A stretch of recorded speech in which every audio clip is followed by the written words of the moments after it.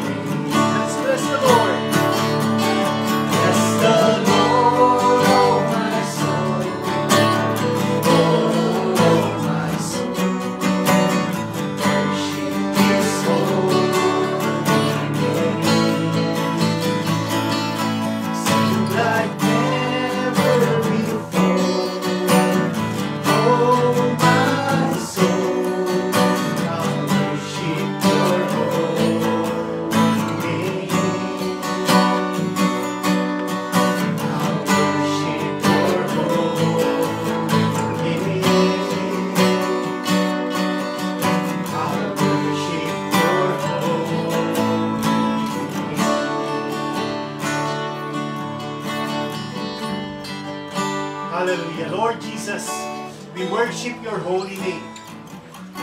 Hallelujah. Hallelujah. We bless your mighty name, Lord God. We bless you, Lord Jesus. We lift you up, Lord. We lift up to you our praises, our songs, our worship, Lord God. Only you deserves all the praises of your people. Panginoon, nararapat lamang na sambahin ka namin, Panginoon, because of what you have done for us. Lord, you died for all our sins. The past, the present, and even the future, Lord. You have atoned for everything. And Lord, you died for all our sins and you were raised up again, Lord, for our justification. We thank you, Lord God. Maraming salamat. Because you have risen from the dead, Lord, we know that one day we will be going to the grave, we will also be resurrected. But we are sure of this thing, Lord, that you have redeemed us already from death, from sin, from the grave. We are sure, Lord, that time will come when we will see you face to face. Because we live, because you live, Lord Jesus, we also will live. Maraming salamat, Lord. Receive this time of worship, Lord. Be in our midst, Lord, as you have promised, Lord. And receive all our praises, our worship. Receive it, Lord. Be exalted, be magnified. Be blessed, O God. Be blessed, our Father, as we serve you in worship. Hallelujah. We give you all the glory, honor, and praises in your name, Lord Jesus. Amen. Amen. Hallelujah. We bless the Lord. And like what I said earlier, this is the time for us to celebrate. Amen? Amen. Amen. Hallelujah.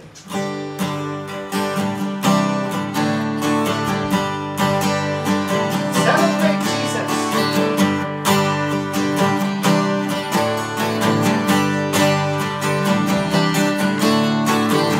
Celebrate Jesus. Celebrate. Hallelujah. Celebrate Jesus. Celebrate. Celebrate Jesus. Celebrate Jesus. Celebrate. Celebrate Jesus. Celebrate.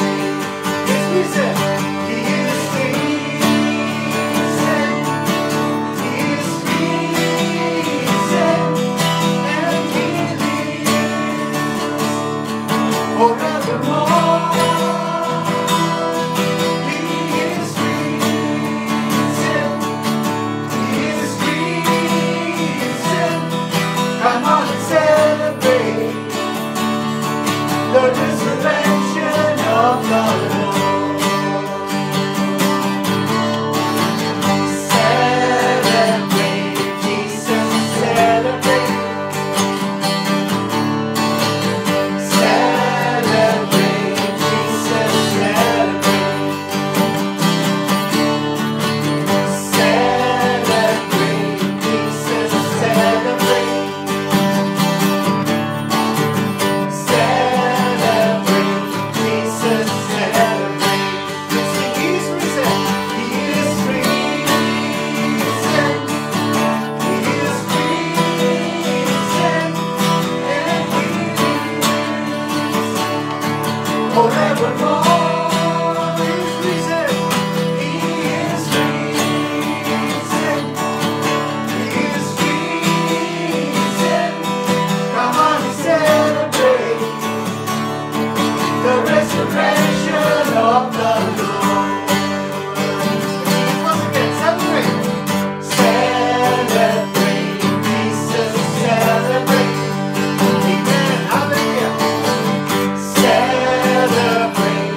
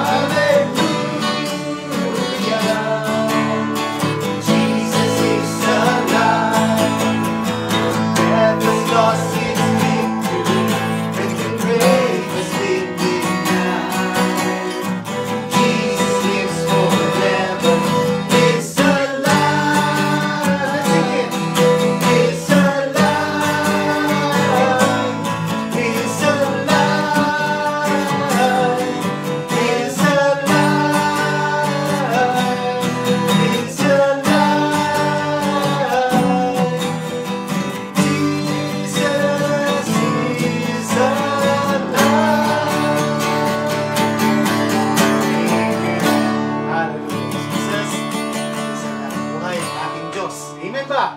Amen. Amen. Jesus is alive. Hallelujah. And we continue to serve you and worship you, Lord Jesus. We know that you are here with us. Your name, which is above every name, Lord, the name that you have given to us, with authority, with power, the name which is above every name, Lord. We speak this out. We speak your name, Lord Jesus, over everything in our lives. Because you are alive, we know that we have life given in us. Thank you, Lord. Hallelujah. Hallelujah.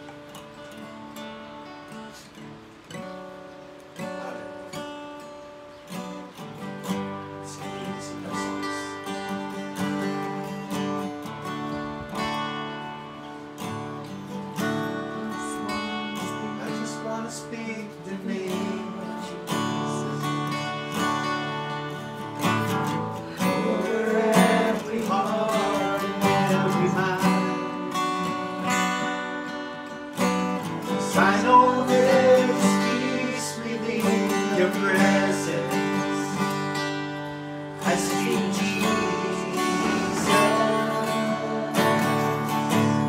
I just want to speak. I want to speak the name of Jesus. Every dark addiction starts to break. Declaring there is hope and there is freedom. I speak Jesus.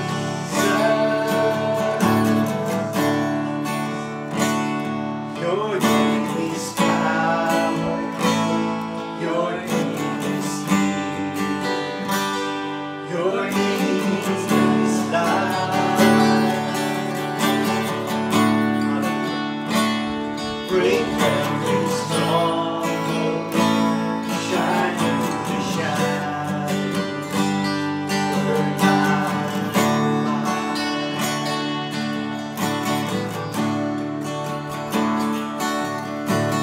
I just want to speak the name of Jesus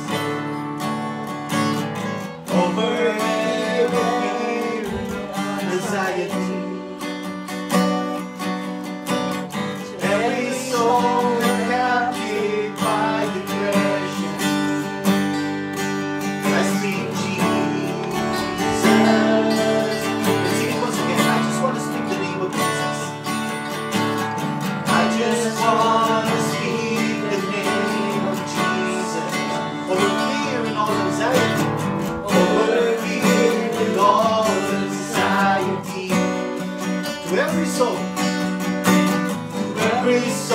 held captive by depression, I speak Jesus. His name is power. Name is power. Your name is healing. Your name is life. Hallelujah. Bring every stronghold. Shine through the shadows. Burn light. Your name is power. Your name is power. Your name is healing. Your name is life. Break every stronghold.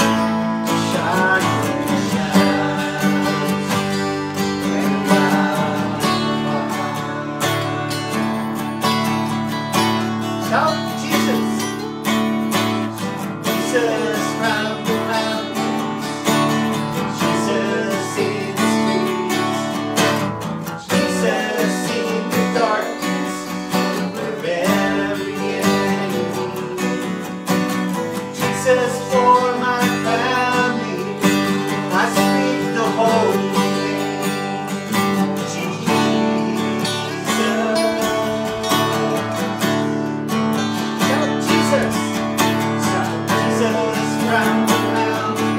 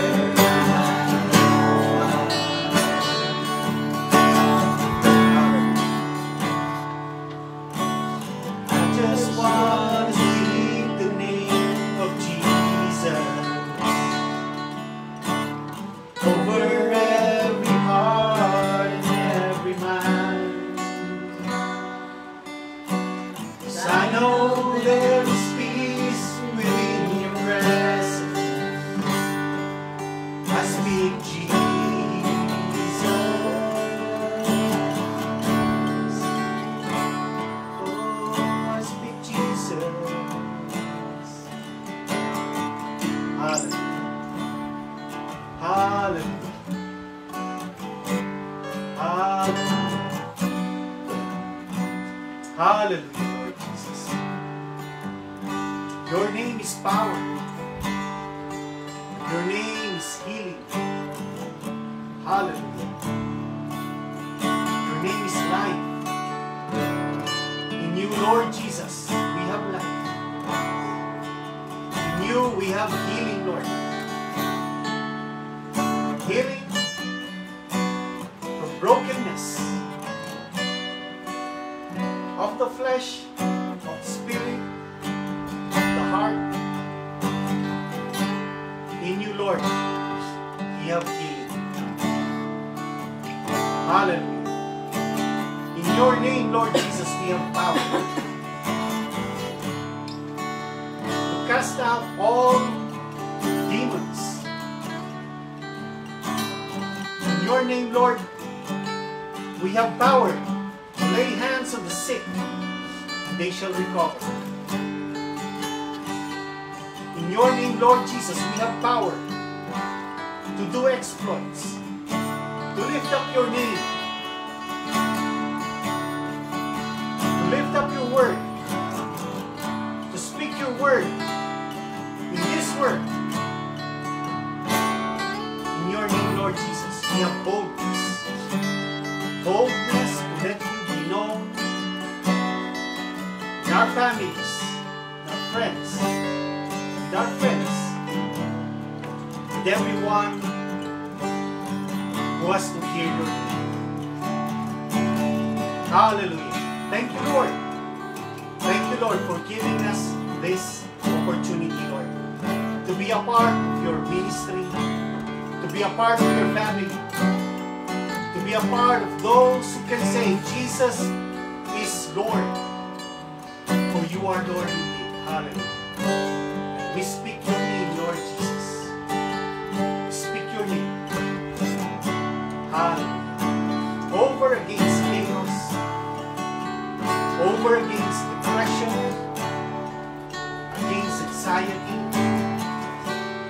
We speak your name in the darkness. And in your name, Lord, there is light. Let light shine in the darkness. As we speak your name, Lord, cast out all darkness in this place, in our lives, in our hearts. Cast it all out, Lord, in your name. Hallelujah. Hallelujah. Hallelujah. Your name is power. Your name is healing. Your name is life. Break every stronghold. Shine in the shadows. Burn like fire.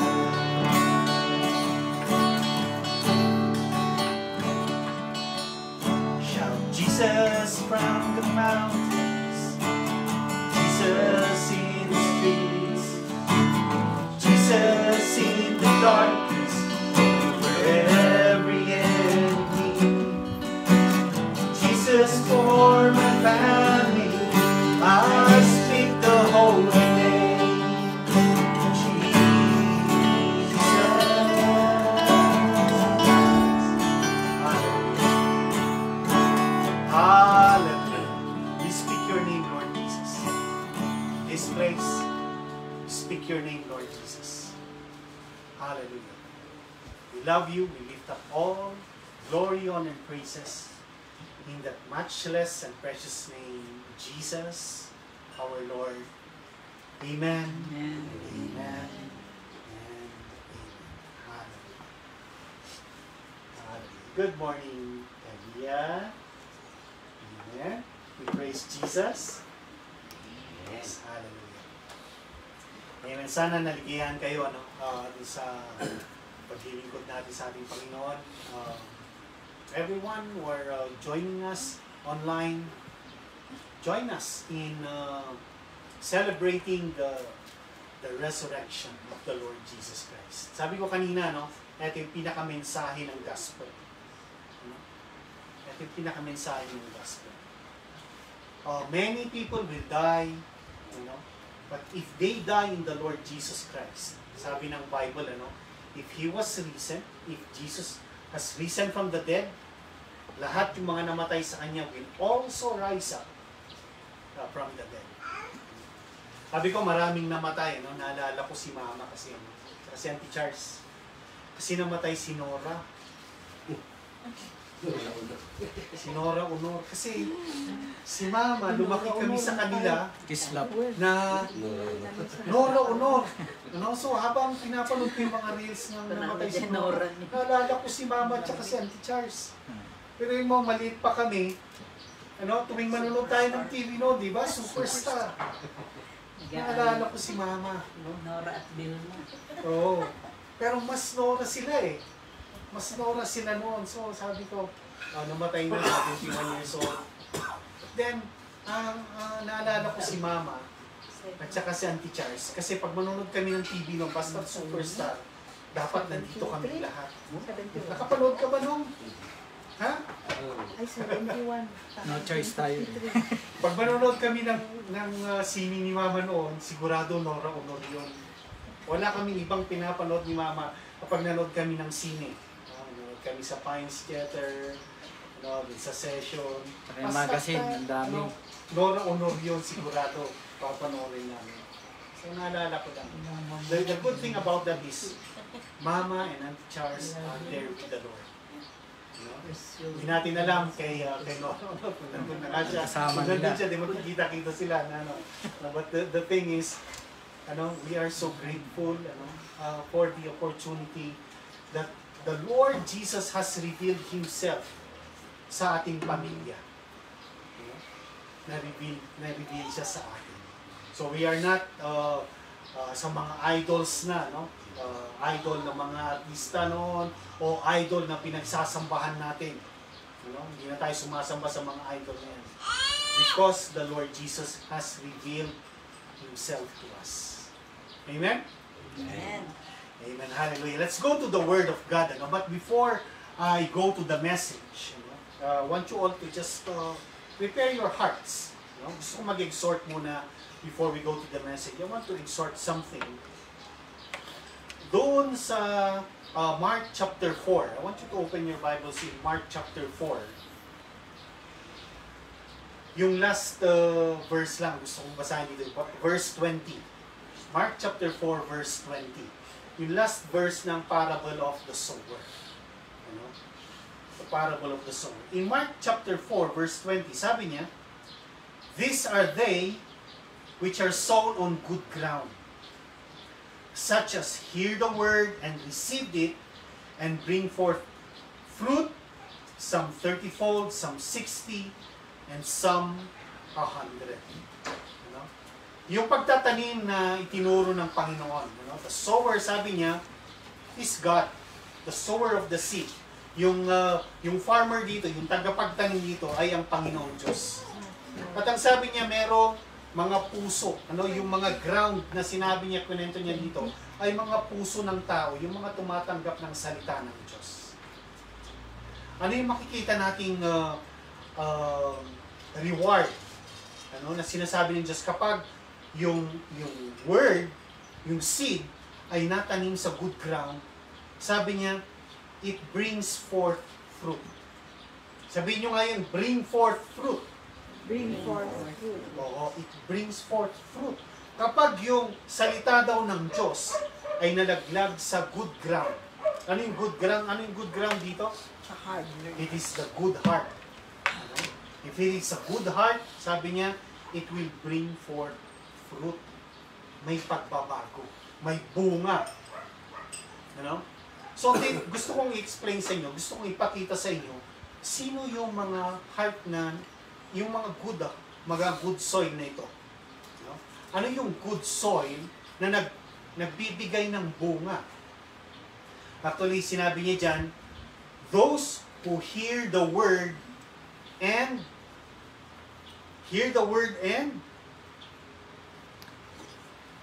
look at your Bibles. Hear the word and Receive it. receive. You look at your Bible. Kaya ako ina-exhort ito, ano? Gusto ko tingnan nyo yung Bible. Sabi niya, the words of God, shall not depart out of your eyes. When you incline your ears unto the word of God, sabi niya, shall not depart out of your eyes. Tingnan nyo, kapag meron akong binibigay na verses, basahin nyo. Tindihin nyo kasi dyan nangungusap ang Panginoon. It is not me. Gusto ko kayo ang makinig. Kasi sabi niya, those who hear the word. Pero alam nyo ba yung 4 na puso, they heard the word. Pero hindi nagbunga yung 3. Ito lang isa nagbunga. Bakit nagbunga ito? Because they received it. Other seeds also, not on good ground, received the word also. Pero hindi pa rin nagbunga. Pero ito sabi niya, they received it. They hear the word and receive it. Pakinggan nyo yung salita at tanggapin ninyo. Okay? Now, sinabi rin ito ni Matthew. I want you to go to Matthew chapter 13. Matthew 13 verse 23. Sabi niya, he that receives seed into the good ground is he that hears the word. Ayun ulit, hears the word. Pero sabi ni Matthew, and understands it. Yan yung nagbibigay ng bunga. They hear the word. Sabi ni Mark, they receive it. Sabi ni Matthew, and understand it. Naintindihan. Nakuha niyo yan? Now, sinabi rin ito ni Luke. Go to Luke chapter 8. Luke chapter 8 verse 15. Luke chapter 8 verse 15. Sabi niya, but that on the good ground are they which in an honest and good heart, having heard the word, they keep it. So ano makikita natin doon sa parable of the sower na yon? Yung lahat ng mga kakaroon ng bunga, ang sinasabi niya dito, they hear the word, iisa yun, lahat sila. Lahat yung mga nagsabi doon sa gospel yun, si Mark, si Matthew, and Luke, sabi niya, yung nagbibigay ng bunga ay yung mga nakinig ng salita, at ang sabi nila, they hear the word, they understand it, they receive it, they keep it. Hindi lang pinakinggan, kundi tinanggap nila, naintindihan nila, tinanggap nila, at sabi nila, ginawa. Actually, keep dun is, hindi lang itinago sa puso eh. Sabi ni David, let your word be kept in my heart that I may not sin against you. Yung keeping dun is may paggawa. Ginawa nila. So, hindi lang pinakinggan yung salita, inintindi nila, tinanggap nila, at ginawa nila. Doon nagkakaroon ng bunga. So, yung bunga na yon, kapag sinundan natin ito, tanggapin ninyo yung word. You come to church, you hear the word, you read your Bible, you hear the word, pero you have to understand it. Dahil sabi niya, kapag hindi nyo naintindihan na darating ang kaaway, kukunin niya eh. You have to understand it.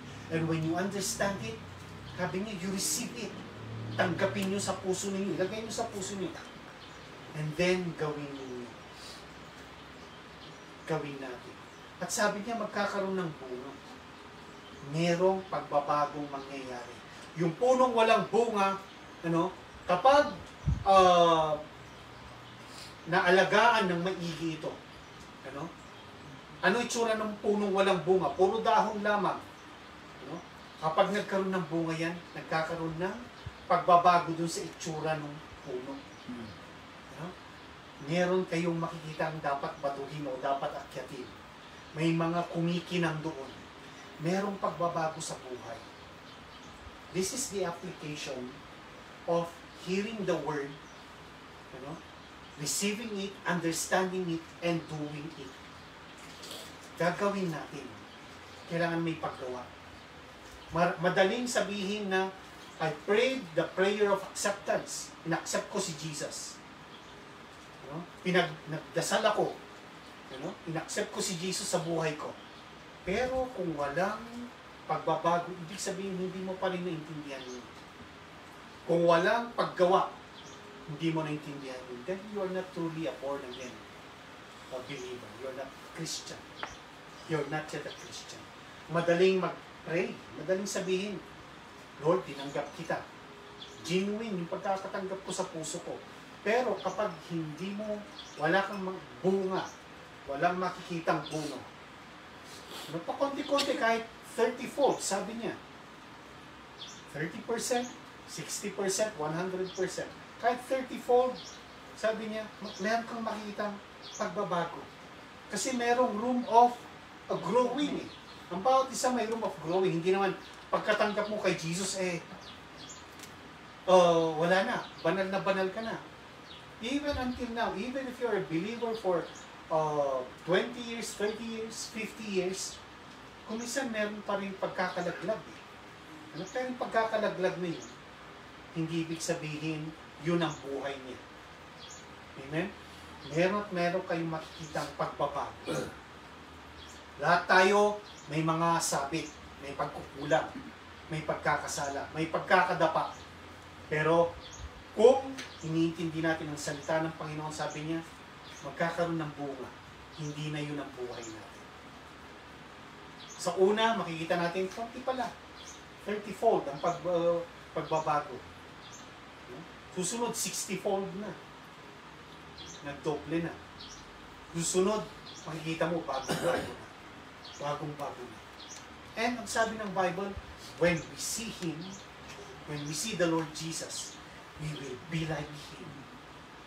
We shall be like Him. Amen? Jesus is righteous.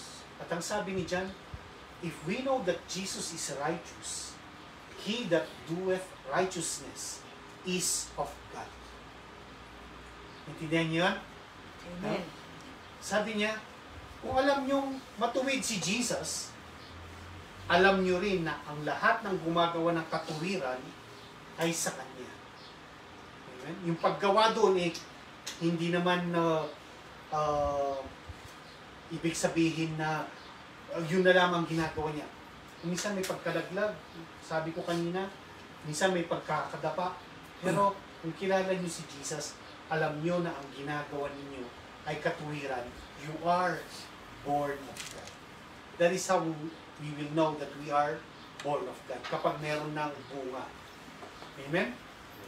So maraming magsasabi, Christian sila, they accepted the Lord Jesus. Pero hanggat wala kayong makikitang bunga, if they still continue to do the things, kahit na narinig na nila yung word, pero kukontrahin pa rin nila yun. Yun pa rin ang buhay na gusto nilang kontrahin yung narinig nilang katuwiran ng Diyos. Then, hindi totoong Christian. Amen. Amen. Amen. Hallelujah. Sana na naintindihan nyo nga yun. Let us always continue to check ourselves, sabi niya. Examine yourselves whether you be in the faith. If we are in the faith, we continue to hear the word, receive the word, understand it, and then we do it. We keep it. Amen? At sigurado magkakaroon ng bunga yan. Hallelujah. Okay, so again, ang mensahe natin ngayon, tulad ng sabi ko kanina, this day is a reminder for every believer that we have a God who is not dead. Amen ba yun? Amen. Kahit nung wala pa tayo sa pananampalataya natin noon, alam natin kapag dumarating yung Holy Week, ang tinuturo sa atin noon, patay ang Diyos. Kaya yung lolo namin noon maglalagay ng rubber dito sa mga pintungan. Doon sa screen door, lalagyan. Kahit bumagsak yan, wala kang maririnig na ingay. Yan lolo namin noon. Kasi sabi nila, patay ang Diyos eh. Patay ang Diyos, so dapat huwag kayong maingay. Walang TV, walang makakanood ng TV, walang maglalaro. Walang tatawa. Yun ang pinaka-boring na araw noon. Kapag nag-ingay kayo o nakita kayong tumatawa, hindi kayo pwedeng tumawa. Kasi patay ang Diyos. Pero nanatili bang patay ang Diyos? Hindi. Hindi. buhay ang ating Diyos. Jesus is alive. Amen? Yan ang gusto kong talakayin natin ngayon. Intindihan ninyo, ano? You hear the word. You understand it. Receive it. No? Tanggapin ninyo. I want you to follow this, to listen carefully on what the Lord Jesus has done for us. Ano ba yung reason? Bakit kailangan siya mag-resurrect?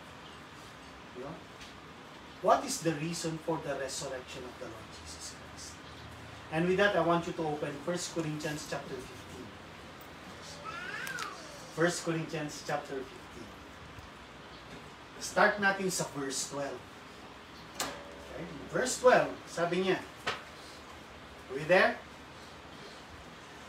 Now, if Christ be preached that He rose from the dead, how say among you that there is no resurrection of the dead? So, in the time of Paul, when he was writing this, may mga naniniwalang walang resurrection from the dead. Actually, yung mga Sadducees. Ano? Merong Pharisees, merong Sadducees. Yung mga Sadducees, hindi sila naniniwalang may resurrection from the dead. Ano? So, even when the apostles were preaching that Jesus is alive, maraming hindi naniniwala. Ano? So, sabi niya, kung na-preach na si Jesus ay umangon mula sa mga patay, bakit sinasabi ng marami na walang resurrection from the dead? Verse 13, if there be no resurrection from the dead, then Christ is not risen. Kung totoong walang resurrection from the dead, hindi totoong nabuhay si Kristo. Amen? Hindi totoong nabuhay si Kristo, sabi niya.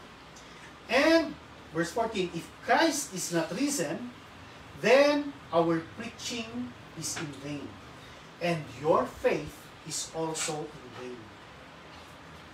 Sayang lahat. Walang kabuluhan yung preaching namin. Kung totoong hindi bumangon mula sa patay si Jesus, baliwala lahat. Walang silbi yung preaching namin at walang silbi ang pananampalataya ninyo. Your faith is vain, sabi niya. Yes, and we are found false witnesses of God, because we have testified of God that He raised up Christ, whom He did not raise up, if so be that the dead do not rise. Mga bulaang propeta kami na nag-preach na si Kristo ay buhay. Kung hindi totoong may pagbangon, kung hindi totoong Christ was raised from the dead. Dahil ang tinuturo natin, ang narinig natin, God raised Him from the dead. Amen ba yun? Do you believe that God raised Jesus from the dead? Amen. Kung hindi totoo yun, then yung preaching na yun, yung tinanggap nyo yun, vanity lahat yun. Walang silbi. At kami ay mga bulaang mangangaral, preachers, prophets, dahil sinasabi namin, binuhay ng Diyos si Kristo ay hindi naman pala totoo. Verse 16, for if the dead do not rise, then Christ was not raised. If Christ was not raised, your faith is vain, sinabi uli ni Paul. Baliwala yung pananampalataya niyo. And you are yet in your sins. Nandun pa kayo sa kasalanan. So, anong sinasabi ni Paul dito? Meron palang ibig sabihin yung pagbangon ng Panginoon mula sa mga patay. Bumangon siya mula sa mga patay, sabi niya, ibig sabihin nun, wala na kayo sa kasalanan. Yun ang kabaligtaran niyan. Pero kung hindi siya bumangon sa mga patay, you are still in your sins. We are still in our sins. Nandun pa rin tayo sa mga kasalanan natin. At alam natin ang pupuntahan natin. Amen. Kung nandun pa rin tayo sa kasalanan natin, saan ang punta? Sa hell. Sa impyerno. Verse 17 or verse 18. Then they also which are fallen asleep in Christ are perished. Pati sina Mama, sinasabi natin, si Auntie Charles, sinasabi natin na namatay kay Christ, wala na, nasa impyerno na sila. Kung hindi totoong bumangon mula sa mga patay si Kristo. Naiintindihan nyo yung argument ni Paul dito? No?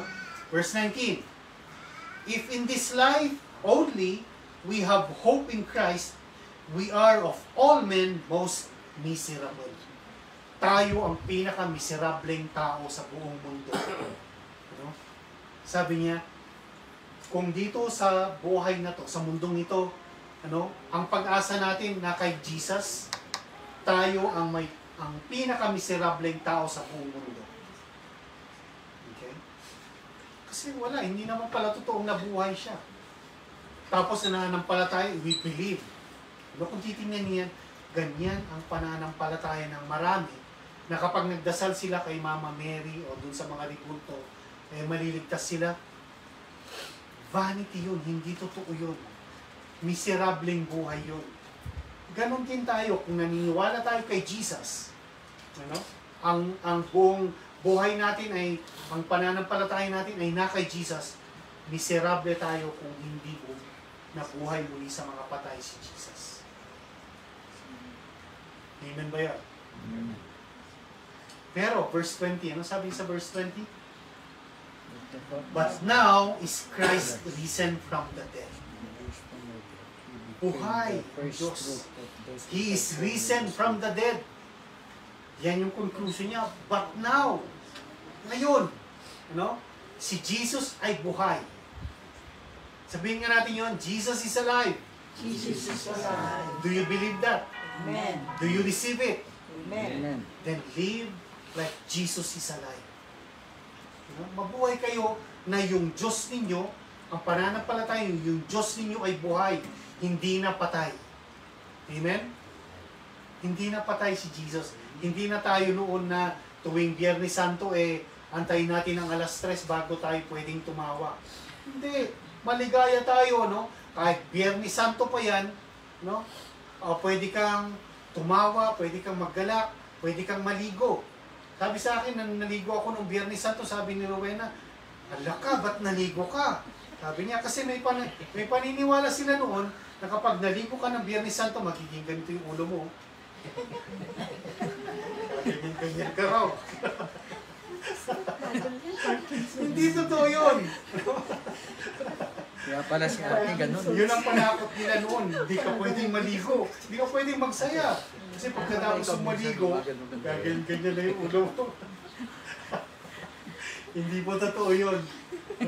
Pwede ka na magsaya dahil buhay yung Diyos mo. Amen? Buhay ang Panginoong Jesucristo natin.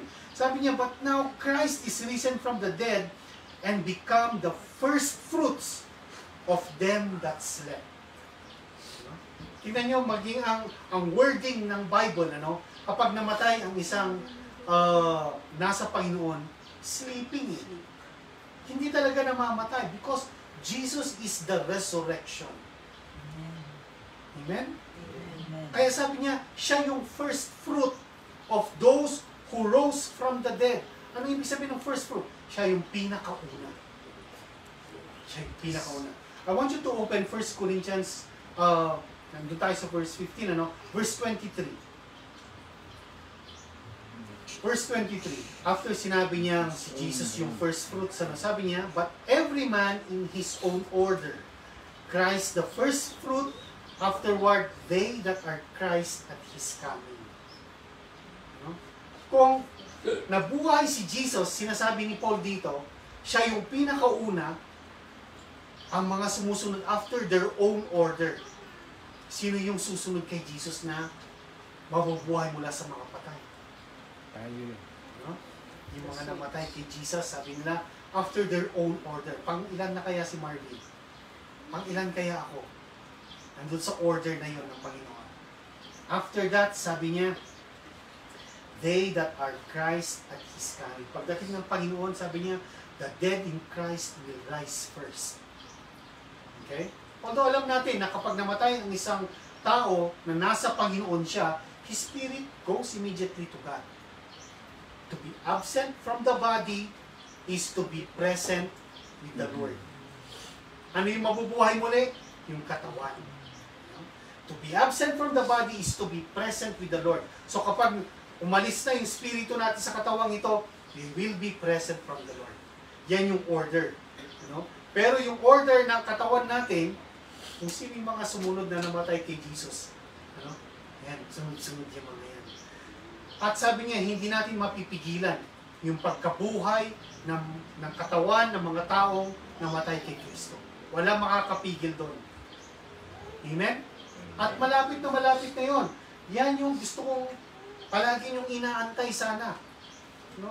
Huwag niyong ituon ang buhay ninyo sa mundong ito. Na maghahakot kayo ng maraming kayamanan. Hindi na yun ang buhay ngayon. Ang buhay ngayon ng isang Kristiyano, pinaghahandaan niya na marinig niya yung tunog ng trompeta. And when the sound of the trumpet sounds, sabi niya, they will hear His voice. They will hear His voice. The sound of the trumpet. The dead in Christ will rise first. And we which are alive and remain will be caught up together with them in the clouds and be with the Lord forever. Mararapture tayo pag nangyari yan. Kung hindi pa tayo abutan ng rapture, mauna tayong pupunta sa libingan, at least alam natin, mauuna tayong makakarinig ng tunog ng trumpet na yun. Kaya huwag na kayong huwag yun ang pag-isipan na sana maging milyonaryo ako, bilyonaryo ako. Yung mga pag-iisip na ganun, ang iniisip nila, ang buhay nila dito lamang. Sa lupa. Dito lamang sa lupa. Doon nakatuon ang kanilang buhay. Hindi ko sinasabing huwag na kayong magtrabaho. Sinasabi ko lamang, makontento tayo. Kung ano yung binigay ng Panginoon, dahil ang sabi niya, hindi niya tayo papabayaan o iiwanan man lang. So, anihin mo, napakaraming milyon kung hindi ka naman magtatagal sa lupang ito. Aanhin natin ang napakaraming pera kung hindi ka naman magtatagal sa mundong ito. Kung malapit ka ng, alam mong malapit na yung oras mo. Kasi ako ay nananampalataya, naniniwala, na kapag malapit na tayo, tawagin ng Panginoon, malalaman natin yun. Maririnig, mararamdaman natin. Yung iba nga, hindi pa Kristiyano, nararamdaman nila eh. Kung paalis na sila. Nagbibilin na sila. How much more sa ating nananampalataya sa Panginoong Jesus? Patingin nyo, hindi niya papaalam sa atin. Sabihin niya, anak, pwede ka nang umuwi. That is what I believe. That is what I believe. So again, sabi ko sa inyo kanina, ano yung kahalagan, bakit kailangan niya mag-resurrect? Natalakay natin, nabasa natin, yung resurrection niya, totoo yun. Walang halong biro yun, walang hindi ito haka-haka lamang, sinabi ng Diyos, sinabi ng salita ng Diyos, totoong nabuhay muli ang Panginoon. Pero bakit kailangan siyang mabuhay muli? Ang unang dahilan ay ang patunayan na lahat ng itinuro ni Jesus, the teachings of Jesus, ay totoo lahat.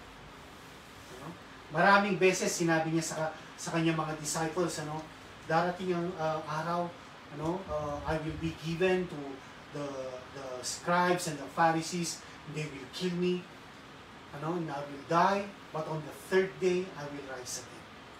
Yan ang isang pangako ng Panginoon. Let me give you some verses. Sabi niya, Mark chapter 9, in verse 31, Mark 9:31, sabi niya, He taught His disciples, and said unto them, The Son of Man is delivered into the hands of men. They shall kill Him. And after that, He is killed, He shall rise the third day. Tinuro ng Panginoon eh. Kaya lang, tuwing nagtuturo ang Panginoon sa mga disciples noon, parang nagsiselfone lamang sila. Hindi nila naririnig yung mga sinasabi niya. Bali wala lamang. Ilang beses niyang sinabi yan. If you would read the Gospels, maraming beses sinabi ng Panginoon sa kanyang mga apostles, sa kanyang mga disciples, mamamatay ako, but on the third day, I will rise again.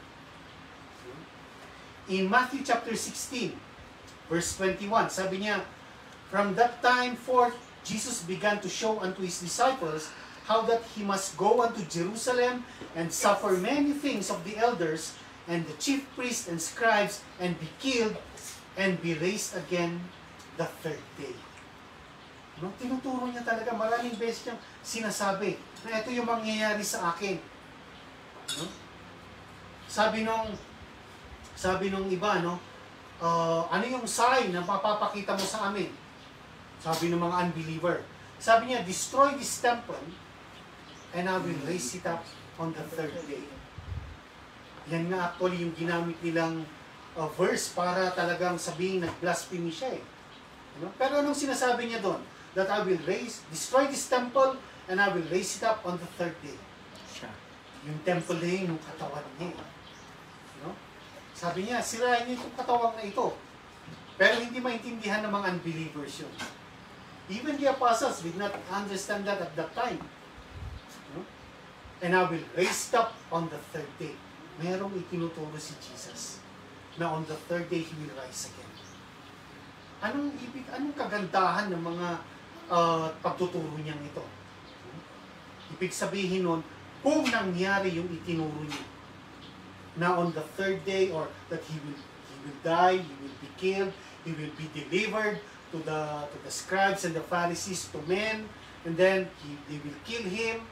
Ano? Nangyari lahat ba yun? Yes. Nangyari ba lahat yun?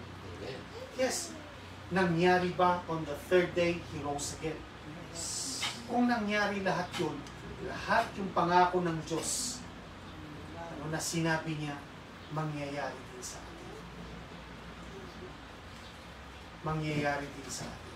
Ang nakakalungkot, ano? 3 years, more than 3 years niya kasama yung mga disciples niya.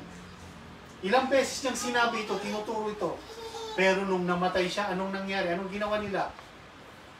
Nagtago silang lahat. Matakot. Sa takot. Ano? Sino ang nakaalala ng teaching na ito? The Pharisees. No, yung mga Pariseo, sabi nila after nung namatay na si Jesus, ano, nalibing na siya, nilagay na siya dun sa tomb. Sabi nila, kung lumapit sila kay Herod, maglagay ka ng mga gwardiya dun sa ano, kasi narinig namin nung buhay pa yung taong yan, sinasabi niya na after 3 days, babangon daw siya. Eh baka nakawin siya ng mga disciple at sabihin nilang nagkatotoo yung sinabi niya yun. Yung mga Pharisees, naalala nila yun. Yung mga disciples, hindi nila naalala yun. Bakit? Habang nagtuturo si Jesus, nagsi-cellphone sila. Ayun ba? May cellphone na nga ba nun? Ay, ibig kong sabihin, ganyan ang karamihan mga Kristiyano ngayon. Attend ng church, pero habang nakikinig sa pastor, sa mensahe, nagfe-Facebook, nagme-messenger, nag-i-Instagram doon sa loob ng church. Huwag niyong gawin yun. Baka dumating ang panahon, kasabihin ng Panginoon, hindi mo ba narinig? Hindi mo ba nabasa? Ganyan ang lengguwahe ni Jesus eh. Have you not read? Have you not heard? Baka dumating tayo sa panahon na gano'n na eto na yung pagdating ng Panginoon, ano? Pagkuha niya sa atin eh, sabi natin hindi pa mangyayari yan. Hindi pa mangyayari yan. At maraming parable, maraming tinuro ang Panginoon. Sinasabi niya yung hindi wise na servant. Yung unwise servant, sabi niya, sa kanyang puso, sinabi niya, matagal pang darating yung Panginoon. And he began to beat the other servants and to eat and drink. Sabi niya, nagsasaya siya, na walang pakundangan, darating na pala ang Panginoon. Sinabi niya sa puso niya eh. Huwag tayo umabot doon, sabihin natin sa puso natin, hindi pa darating yung Panginoon. Dahil hindi kayo nakikinig noon. Hindi na itanim sa puso. Kailangan maitanim sa puso natin yung turo ng Panginoon. Intindihin natin, tanggapin natin, at gawin natin. Amen? Amen. That is the first reason. Bakit importante yung resurrection ng Panginoon? Diyan ipinapakita na ang salita ng Diyos, ang tinuro ng Panginoong Hesus ay totoo. Mangyayari at mangyayari. Yan ang pananampalataya ni Abraham. Kung ano yung pinangako niya, gagawin niya. Kaya niyang gawin at gagawin niya. Amen. Amen. The resurrection of Jesus is a powerful sign from God validating the claims of Jesus that He is the Messiah, that He is God. Yung second reason, actually marami tayong makikitang reason sa Panginoon ng resurrection.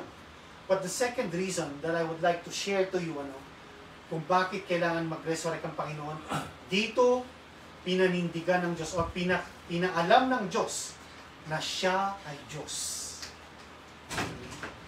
Sino ang magsasabing I have power to lay down my life? Kahit sino pwede niya sabihin, kaya kong tapusin ang buhay ko. Maraming taong ganyan, Pero si Jesus lamang ang nagsabing, I have power to lay down my life and I have power to take it again. Buksan niyo yung John chapter 10. John chapter 10 verse 17. John 10:17, sabi niya, therefore does my Father love me, because I lay down my life that I might take it again. Kaya mahal na mahal ako ng Ama, ng Diyos. Because I lay down my life that I may take it again. Ibig sabihin, buhayin ko ulit. Verse 18, no man takes it from me, but I lay it down of myself. I have power to lay it down, and I have power to take it again. This commandment have I received of my Father. Si Jesus lamang ang nagsabing, kaya kong ibigay ang buhay ko at kaya kong kunin muli. I can raise it again. And who can raise Him? Who can raise His dead body? God. Ang Diyos lamang ang kayang gumawang buhayin muli ang mga patay. Amen ba yun? Amen. Diyos lamang. Even when Peter raised someone from the dead, hindi naman actually siya in the name of Jesus. Power ni Jesus. As sabi ni Jesus, as the Father raises the dead, also the Son does in like manner. The Son also gives life to those whom He will. Kung sino mga gusto niyang bigyan ng buhay, babangon uli ang mga yan. Nung sinabi ni Jesus, when the Lord Jesus claimed that I am the resurrection and the life, sinasabi niya, Diyos ako. Yun yung sinasabi ni Jesus, na siya ay Diyos. Walang ibang makakapag-claim nun. Walang ibang tao makakapag-claim nun. Kaya yung mga nagsasabing, tao lamang si Jesus, nagkatawang tao siya. But He did not remain to be man. He is actually God-man. Patuloy yung umiiral yung kanyang pagka-Diyos. Even nung nagkatawang tao ang Panginoon, pero tinimpi niya yun. Nung nagkatawang tao si Jesus, wala siyang ginamit na kanyang deity, na kanyang godhood. Ginawa niya lahat yun bilang isang tao. Kaya maraming nalilito. Tao lamang talaga siya. Pero sino ang tao magsasabi, kaya niyang kunin muli ang kanyang buhay?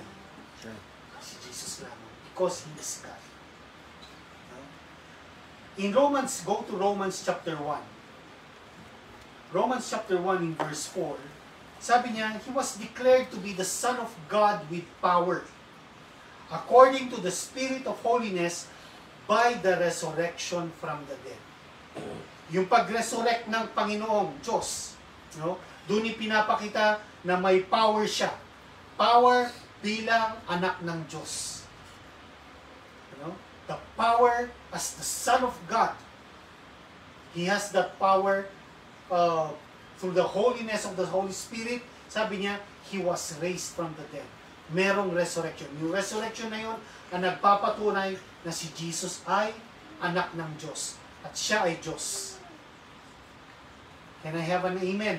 Amen. Amen. Oh. Alam niyo yung pagkaka-resurrect ng Panginoon na yun. Pinangako niya yun . Tinuro niya yun. that He will be raised from the dead. At nanampalataya lamang yung mga tao, yung mga disciples niya, nung nakita siya.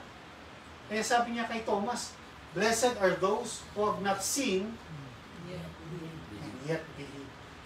Hindi nila nakita. Hindi natin nakita. Pero we believe. Amen ba? Amen.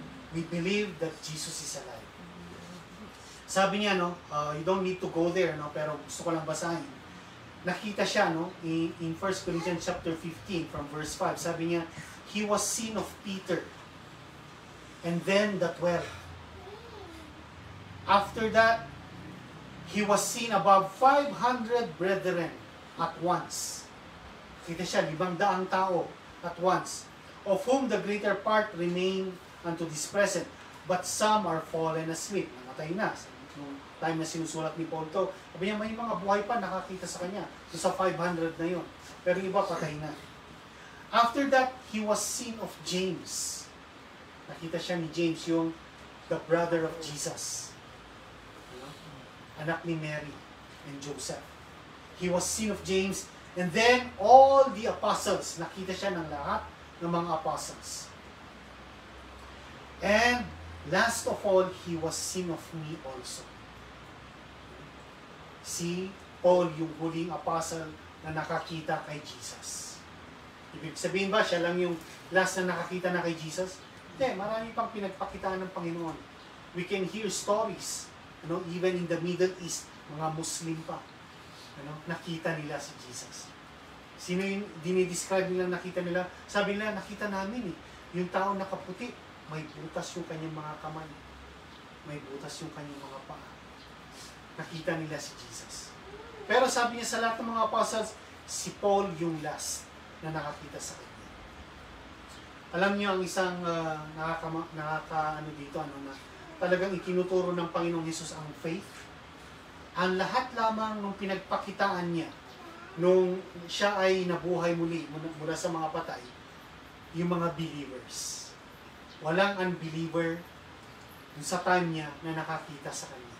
Puro believers yung nakakita sa kanya.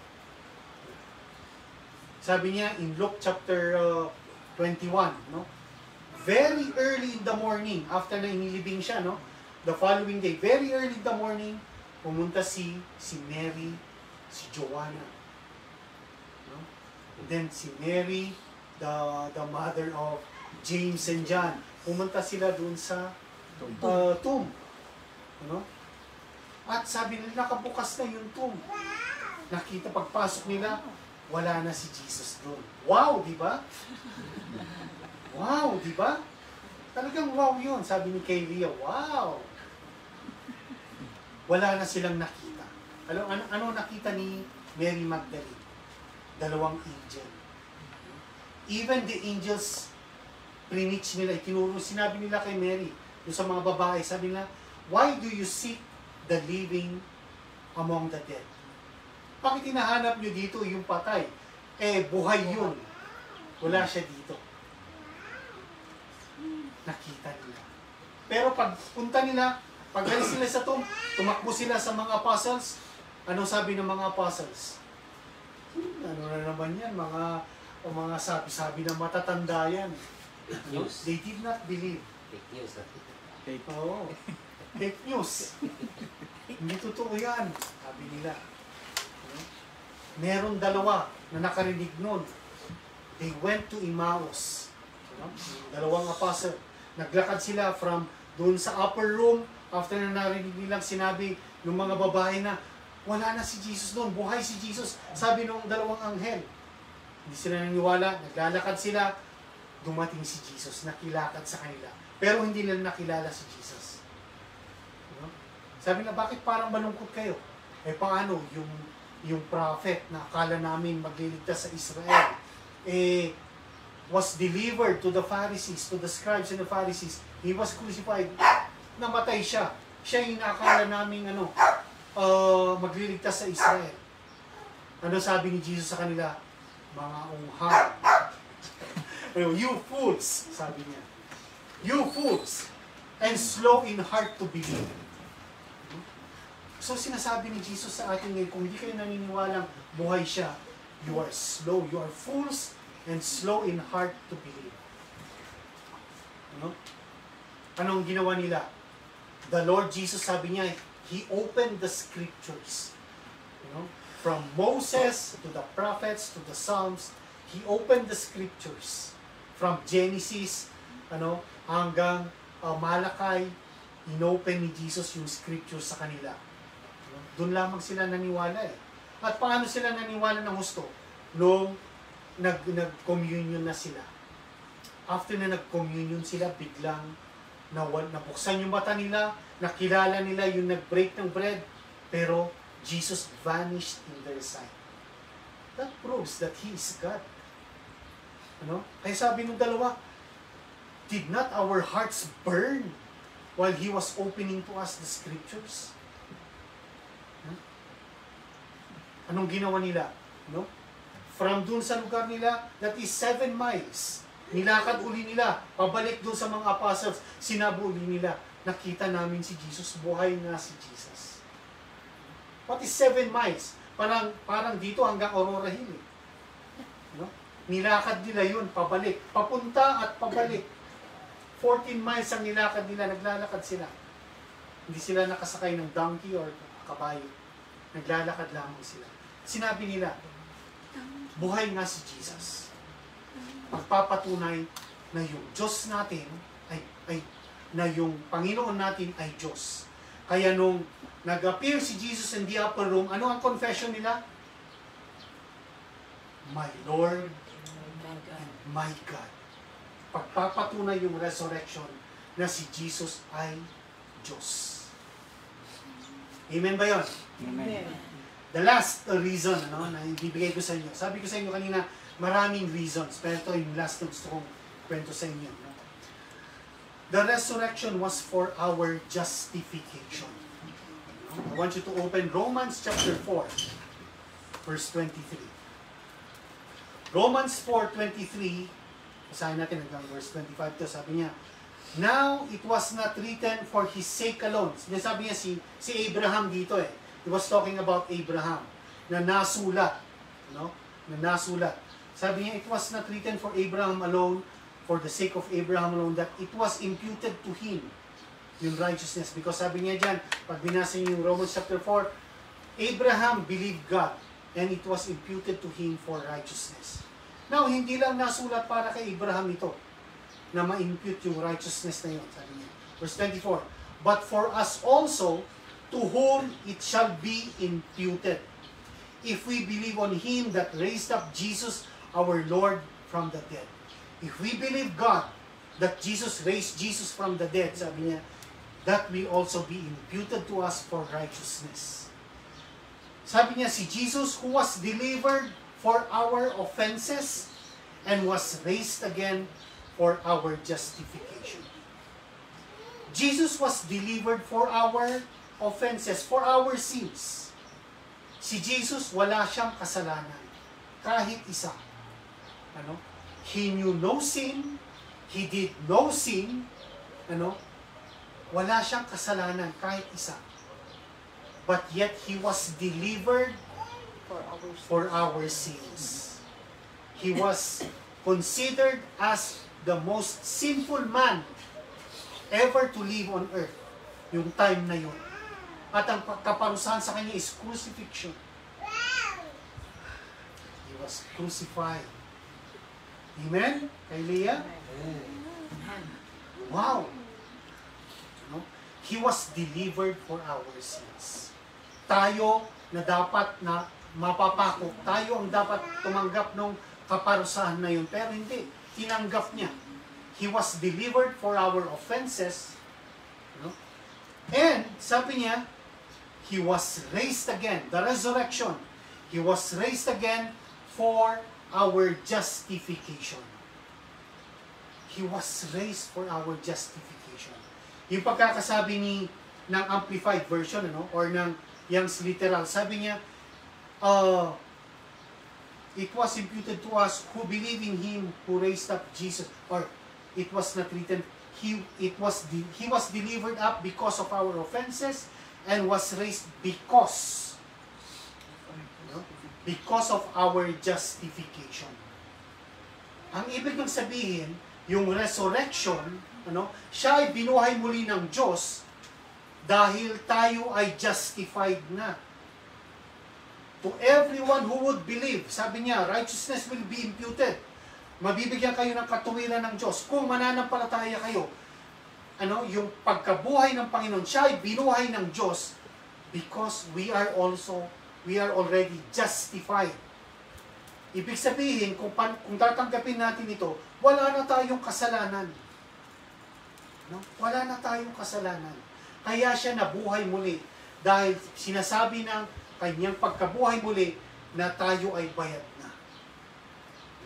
Yun yung sinabi niyang, it is finished. Yung word na tetelestai, ang ibig sabihin nun ay bayad na lahat ng utang. Tetelestai, it is finished. Bayad na lahat ng pagkakautang natin. At doon sa, yung isang ibig sabihin nun ay, wala na siyang, absuelto na siya. Kung sa isang taong nakakulong, sabi niya, absuelto na siya. Yun ang ibig sabihin nun. That's why Jesus was raised from the dead because of the finished work of Christ. We are already justified. We are justified. Is that good news? Amen. Pagharap natin sa Diyos, wala siyang makikita kahit isang kasalanan.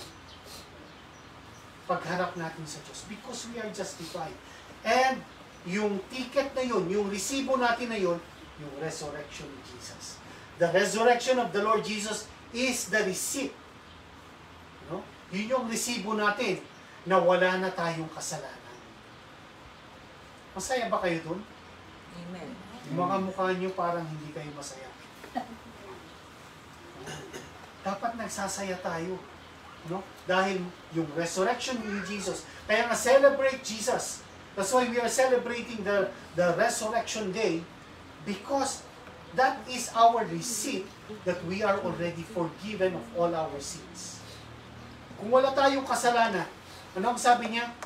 Anyone who is in Christ is a new creature.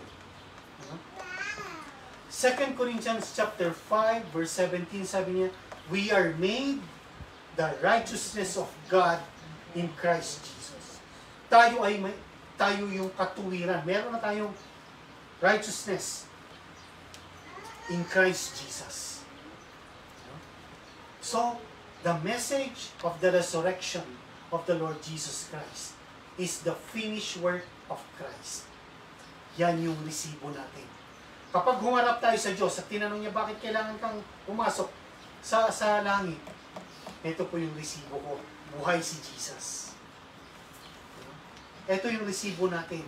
Buhay si Jesus. We believe that God raised Him from the dead. It was imputed for righteousness to Abraham. Not just for Abraham, sabi niya. It was also imputed to us who believe that Jesus is alive. That God raised Him from the dead. Amen? That is the message of the resurrection. So if you have that, tawag natin dito, anyone who has that hope, sabi ni John, anyone who has that hope purifies himself. If you have that hope that God is alive, mabuhay ka naman na buhay talaga yung Diyos mo. Na siya yung titingin sa'yo, siya yung mag-iingat sa'yo. Hindi ka aasar sa tao. Cursed is the man who trusts in man. But blessed is the man whose trust is in God. Whose trust is in the Lord. Kung nagtitiwala ka na si Jesus ay buhay, iniingatan ka niya, doon ka magtitiwala. Huwag ka magtitiwala. Sabi niya, di ba, napag-aralan natin, some trust in horses, some trust in chariots, some trust in their wisdom, in their might, But those who trust in God, they are blessed.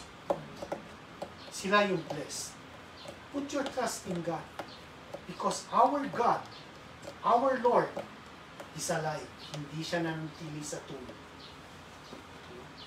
did not remain dead. He is alive forevermore.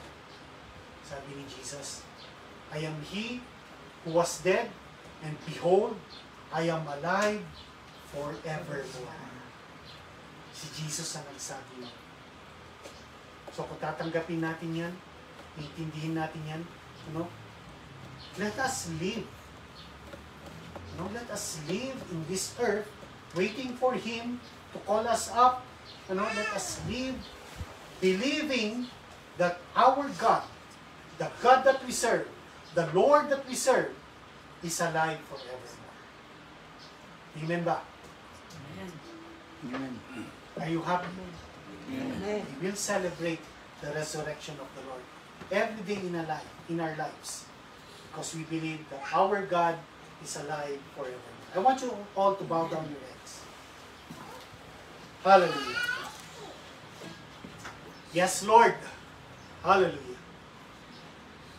Yes, Father, we believe that you have raised your Son from the dead, the Lord Jesus Christ. We believe, Lord Jesus, in your words, that you have power to lay it down and you have power to take it again. And you took it.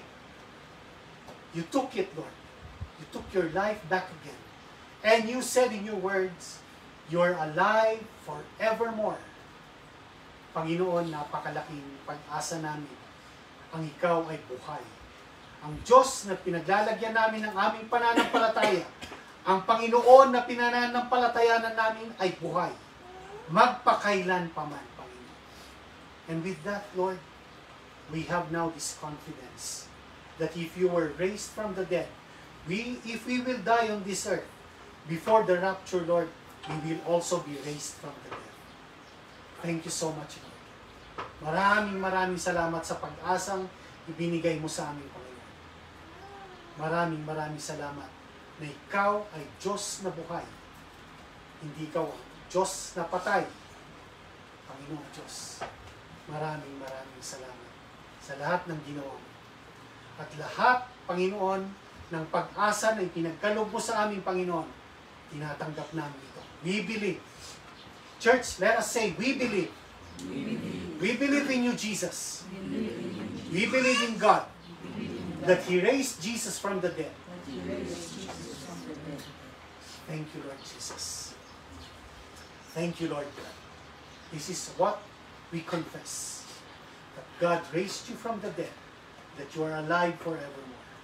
And you said, Lord, with that confession, we shall be saved. Thank you so much, O God. Again, I lift up to everyone who heard this message and everyone who will hear this message. Lord, give them that hope. Instill that hope in their hearts that the God that we serve is a God who is alive forevermore. And we are, Lord, focusing our faith, our lives on that hope, that blessed hope, that when you would come, when the trumpet sound, we will be with you forever. Thank you so much, O God. We give to you again all the glory, honor, and praises in the name of Jesus. Let everyone say amen. Amen. Amen and amen. Hallelujah. Hallelujah. So again, let us, part of our worship, let us give unto the Lord. But let me call an Antiglo to give us an exhortation of giving. And then let us give our tithes and our offerings unto God. Amen.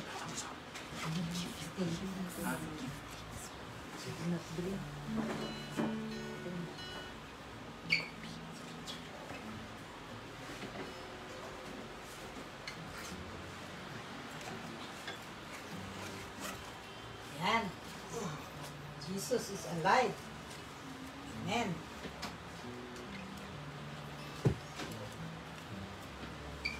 Nako tayo sa aming kabibigyan. Magandang umaga sa ating lahat. Morning.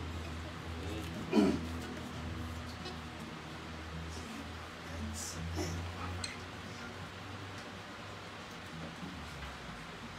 alam niyo ba na what you can give to God, He multiplies. Amen. Ganda ng ating message ngayon. kwento ni Jesus. Ngayon, bibigyan naman ako ng isa pang kwento. Siguro naman, hindi pa kayo nagugutom.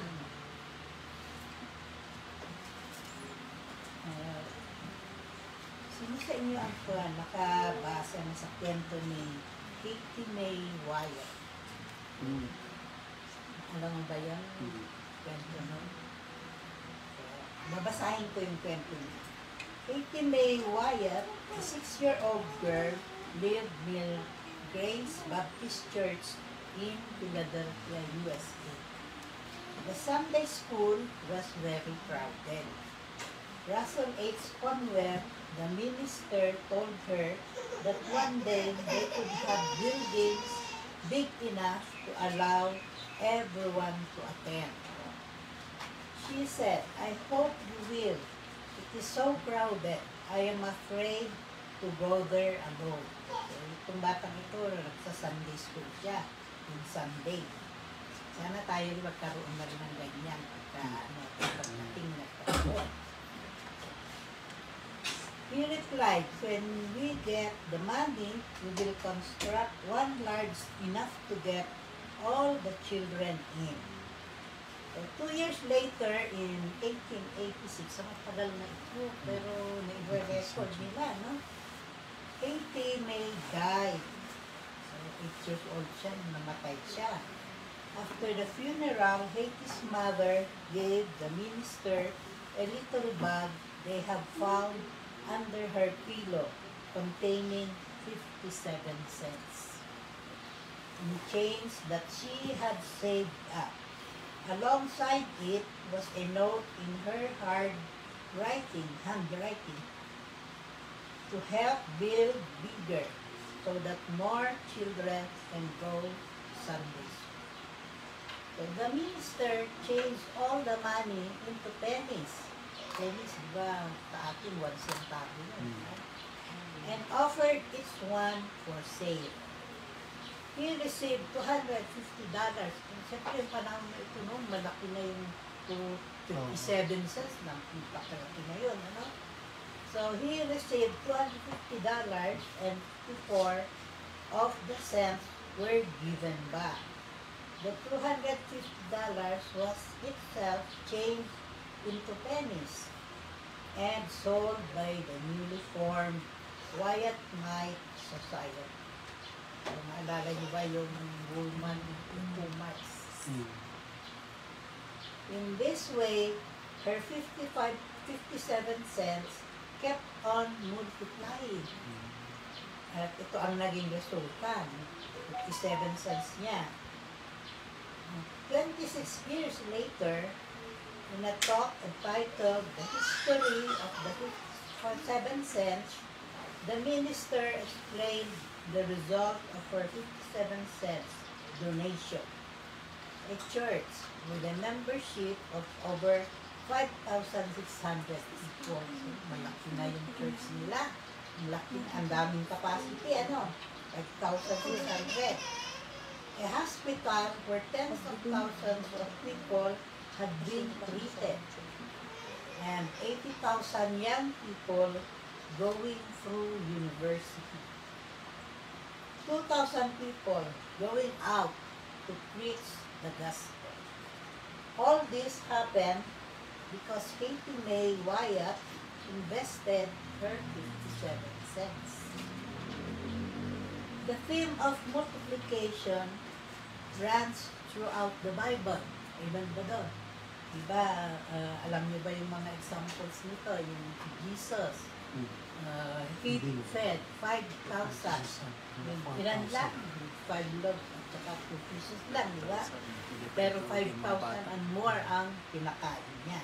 So, multiplication, di ba? What cannot be achieved by addition, God does it by multiplication. You reap what you sow, only many times more. What you give to the Lord, He multiplies. Amen ba? Amen. So, yun po yung kwento ni Katie May Wyatt. No? Sa 57 cents. Yun po ang ating ngayon, sa social giving. What we give to the Lord, He multiplies. Hindi lang sa ating church, sa buhay din natin. He will surely bless us and multiplies. But, let's pray. Our Father in heaven, hallowed be your name. And thank you for showing us your love by giving your Son Jesus to die for our sins. Give us a heart like yours. You demonstrated that heart when you shared your most precious gift with sinners like us. Now we are your children, table and heirs of your inheritance. Thank you for your grace. Lord, please bless us with your spirit who seeks to bring about a generous and gracious heart within us. In the name of the greatest gift of all, Jesus, the risen Savior, we pray. Amen. As we give to the Lord, let us sing and thank the Lord. Oh, wait.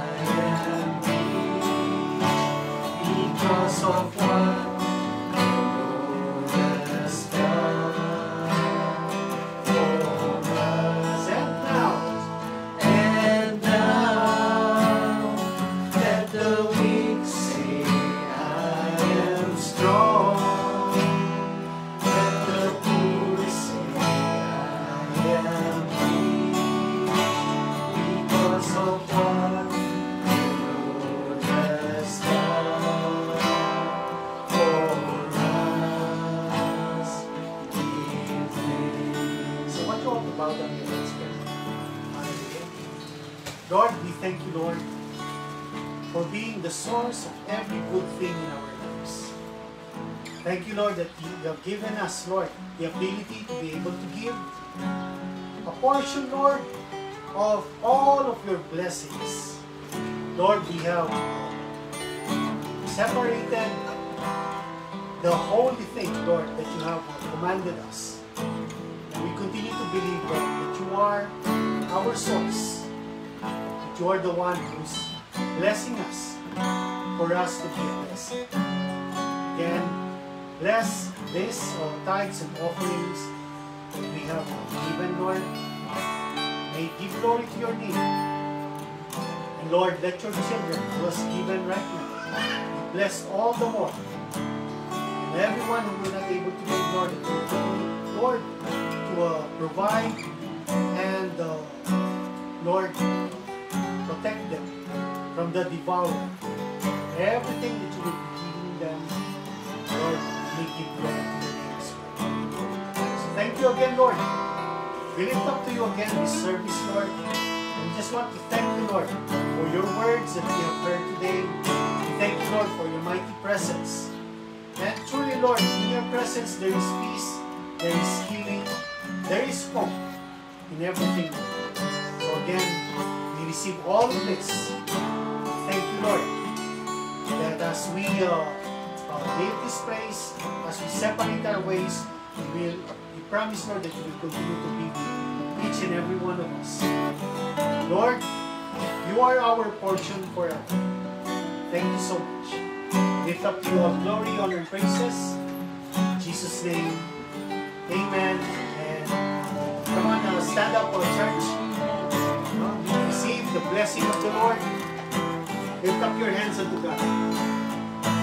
May the Lord bless you and keep you. The Lord make His face to shine upon you and be gracious unto you. The Lord lift up His countenance upon you and give you perfect peace. In Jesus' name, amen. Good afternoon to everyone. Let us continue to celebrate the Lord Jesus Christ.